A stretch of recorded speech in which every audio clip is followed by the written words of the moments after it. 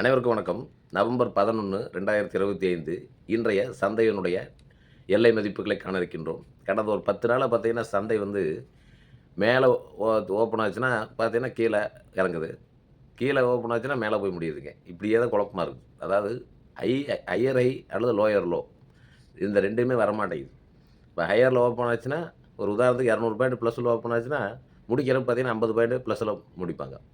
அல்லது 200 point மைனஸ்ல open ஆச்சுன்னா, முடிக்கிறப்ப பார்த்தீங்கன்னா 50 பாயிண்ட் மைனஸ்ல முடிக்கிறாங்க. அப்போ இதுக்கு என்ன காரணம் அப்படின்னா, உலக பங்குச் சந்தையில் ஏற்படக்கூடிய ஒரு குழப்பமான நிலைமை தான். நேத்தைக்கு கூட பார்த்தீங்கன்னா, நேத்து இரவு முடிவடைந்த அனைத்து பங்குச் சந்தைகளுமே ஸ்லைட்லி பாசிட்டிவா தான் முடிஞ்சிருக்கு. மிக குறைந்த பாசிட்டிவ் தான். அதனால முதலீட்டாளர்களும், வியாபாரிகளும் மிக்க கவனத்தோடு தங்களுடைய வியாபாரத்தை செய்யுமாறு அன்போடு கேட்டுக்கொள்கின்றோம்.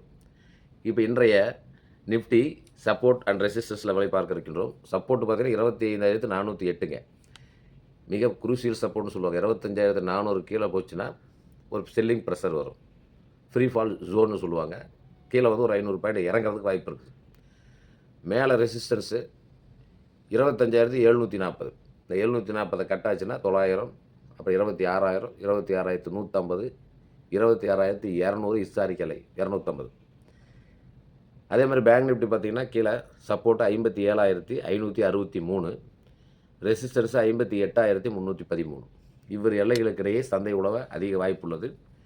முதலீட்டாளர்கள், வியாபாரிகள் தங்களுடைய சொந்த கணக்கீட்டினை பயன்படுத்தி, தங்களுடைய நிதி ஆலோசகர்களை அணுகி ஆலோசனை பெற்று, மிக்க கவனத்தோடு வியாபாரத்தை செய்து லாபத்தை பெறுமாறு அன்போடு கேட்டுக்கொள்கின்றேன். நன்றி.